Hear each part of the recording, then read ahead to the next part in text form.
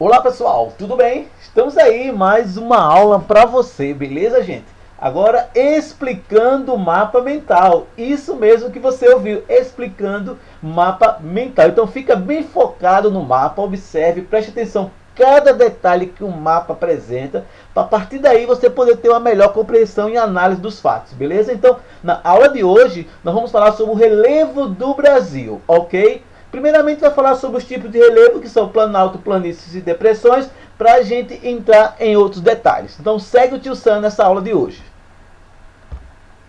Isso aí, formas de relevo. Tá? Então vamos ver o conceito. Entende-se por relevo as formas ou feições representadas pela superfície terrestre. É isso mesmo, é a forma como a Terra se apresenta. Em outras palavras, podemos chamar também de geomorfologia. Ou seja, essas formas, elas são resultados da interação dos fatores endógenos e exógenos. Os endógenos são aqueles que agem no interior da Terra, como calor, pressão, as placas tectônicas, o vulcanismo, certo? São fatores endógenos que agem no interior.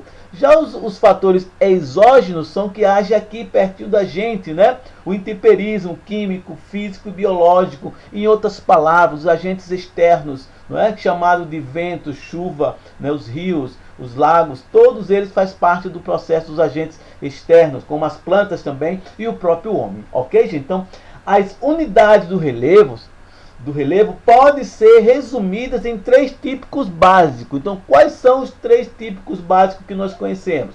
São denominados de planaltos, planícies e depressões. Vou repetir: planalto, planícies e depressões. Professor, e as montanhas? Elas não fazem parte do território brasileiro. O que você vê, gente, são morros, serras, chapadas, mas não montanhas. Por que, tio Sam? Porque para ser montanha, pessoal, tem que ter mais ou menos mais de 3.500 metros de altitude. Então, esses três modelos, esses três tipos básicos, são esses aí que configuram o território brasileiro. E nós vamos conhecer cada um deles. Pois bem, observa aí no Planalto. Observa a figurinha, olha bem, foca bem, cada detalhe que essa figurinha tem. Tempo.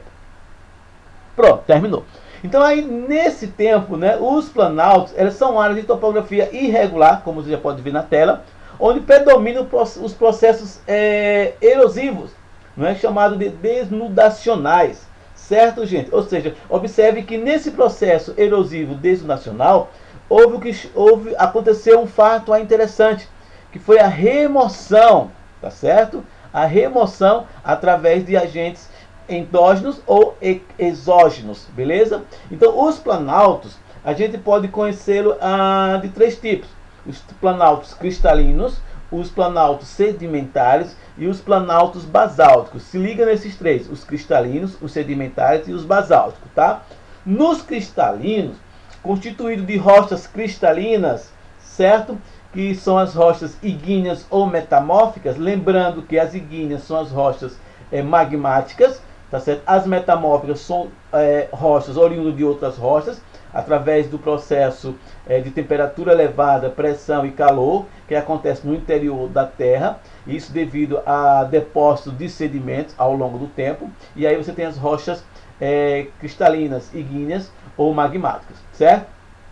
Que são o embasamento de antigos terrenos desgastados pela erosão. Beleza, gente? Então, planalto cristalino. Então, são construídos de rochas cristalinas, podendo ser as rochas magmáticas, que são as ígneas, ou as metamórficas, que são as rochas que sofreram transformações ao longo do tempo. Beleza, gente? Através do calor, temperatura, e que ficaram soterrados há milhões e milhões de anos. Aí você vai ver os planaltos. Aí, os planaltos sedimentares, né, eles são originados de áreas de rochas sedimentares, como o nome já diz, né, que eram baixas e foram erguidas pelos movimentos internos da crosta, certo? Então, ou elevaram-se em razão da erosão ao seu redor. Então, nos planaltos você pode ver as chapadas, por exemplo, né? Então você tem aí a erosão ao seu redor, tá? O basáltico, o planalto, ele é formado por rochas ígneas, extrusivas ou vulcânicas, certo? Então, eu tenho a formação do relevo planalto, basáltico, tá certo? Por rochas ígneas, que são as rochas, no caso, as rochas magmáticas, extrusivas, que são formadas fora do interior da Terra, intrusiva no interior, conhecido como rocha vulcânica. Aí ele dá os exemplos aí dos planaltos, olha que coisa linda. Temos as chapadas, as cuestas e os inselbergs, certo? Chapada, por exemplo, é uma superfície tubular, tá certo? Essa superfície tubular, ela tem uma encosta íngreme, certo? Observe a tela também. A erosão que causa daí é mais pela erosão eólica e erosão fluvial, ou seja, dos rios, tá certo? No caso das cuestas, eu tenho a forma de mesa, tá? Com fronte côncava, inclinada e reverso de declive suave, tá? Você pode ver aí os declives suaves. O inselberg, gente, eles são a forma de relevo residual em áreas periplanadas, certo? Em áreas áridas ou semiáridas. Tio Sam, esclareça aí. Gente, os inselbergs, eles são conhecidos como morros testemunhos, certo? Eles só aparecem nas regiões áridas e semiáridas, que são áreas periplanadas, certo? Então chamamos de morros testemunhos. Por que são morros testemunhos? Você vai observar assim, no meio do nada, um morro, né? Isso acontece mais em zonas áridas ou semiáridas. No caso do sertão nordestino, isso é bem visível. Você observar, né, no sertão os inselbergs, tá certo? Que seria aqueles morros, chamados de morros testemunhos, que vai representar para a gente o passado, beleza? Já nas planícies, as áreas de topografia suave, onde predominam os processos de sedimentação e deposicionais, certo? Então, as áreas de planícies são áreas relativamente planas, certo? Onde acontece o processo de sedimentação, ou seja, de deposição de quem? Isso mesmo, de sedimentos. E aí as planícies, nós temos 3 tipos de planícies, tá? Temos as planícies costeiras, como nós sabemos, situadas próximo ao litoral, ok? Temos as planícies continentais, que são aquelas situadas no interior do continente, ok? Temos as planícies fluviais, que são formadas por depósitos fluviais, ou seja, depósitos depositados pelos rios ao longo do tempo. E temos as planícies lacustres, né, que são aquelas formadas por lagos. E finalmente vem as depressões.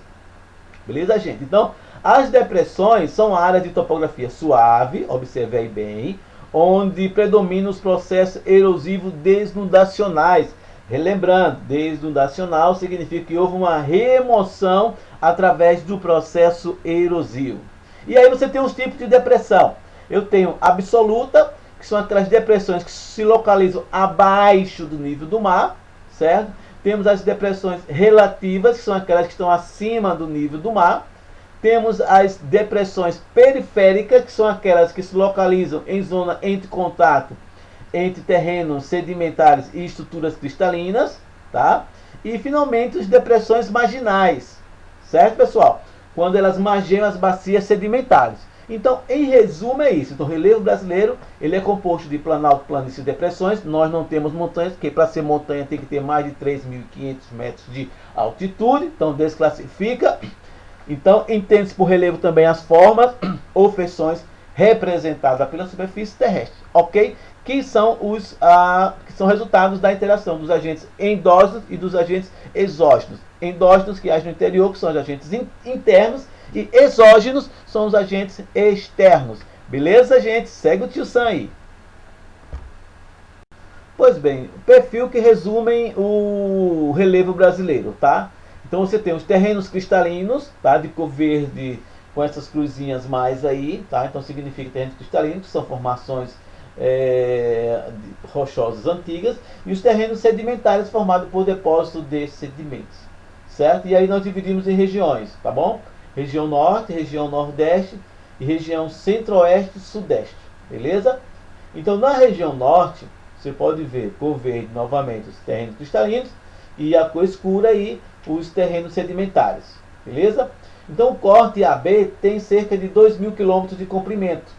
O corte de AB, dá para observar muito bem aí na tela, né? De A até B tem cerca de 2.000 km de comprimento, indo das serras do norte de Roraima até o estado do Mato Grosso, ok? No sentido noroeste-sudeste, preste atenção. no sentido noroeste-sudeste. No número 1, nessa região aqui, ele representa a região de um planalto, tá? No número 2, ele representa uma depressão, tá? O número 2 é uma depressão, observa aí na tela. O número 3 significa um planalto da Amazônia Oriental, tá? Ele é junto com o número 5, que é outra região de planalto também. O 3 e o 5 é planalto. O 4, ele classifica aí como a bacia, a planície amazônica, né? Isso depende do rio Amazonas, certo? O rio Amazonas aqui, então você vai ter o 4. O 5º seria a depressão marginal. Você tem uma depressão aqui, ó, depressão, depressão, depressão. E o 6º, planalto, região de planalto, tá? Na região nordeste, o corte é de C a D. Você tem aproximadamente 1.000 km de extensão, indo do interior do Maranhão, tá? Do Maranhão até o litoral de Pernambuco, tá? No sentido noroeste e sudeste, beleza? O número 1, você tem aí o rio Parnaíba, tá? O número 1, o rio Parnaíba, tá? O número 2 é um planalto e chapadas. Tudo isso aqui é planalto e chapadas, como você pode ver muito bem, em terrenos sedimentares, tá? O número 3 você tem as escarpas, que seria ex-serra, tá? Ex-serra, né? E aí 4 você tem a depressão, que é a depressão sertaneja, de número 4. O 5 o planalto da Borborema. E o 6 os tabuleiros, né? E aqui o Oceano Atlântico, beleza? O interessante é a gente observar que nesse planalto da Borborema aqui, ó, o número 5, né, ele causa uma barreira, né, de relevo que dificulta a passagem das nuvens para o outro lado, para a depressão sertaneja. Obviamente, no número 4, não vai chover muito, tá? Então, uma das causas que a chuva no Nordeste, né, é bastante escassa e mal distribuída, um dos fatores é o planalto da Borborema, certo? E aí você tem uma região de depressão sertaneja. Com relação à região centro-oeste-sudeste, né, o corte EF, você tem aí os terrenos cristalinos e os terrenos sedimentares aqui, tá? Então, no número 1, você tem uma planície do Pantanal. Observe que o Pantanal está numa região de planície, tá certo? O Planalto e Chapada da Bacia do Paraná. Então, você vai ter o Rio Paraná. No 3, você tem a depressão periférica, certo? Uma depressão aqui, ó. Observe bem na tela. E o 4, você tem o Planalto e Serra do Atlântico, tá?